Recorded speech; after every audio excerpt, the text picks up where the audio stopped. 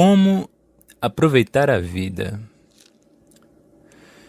Eis que o homem surge um dia, ele acorda de maneira incompreendida e ele ergue o olhar para a paisagem. Ele contempla a paisagem, admira, olha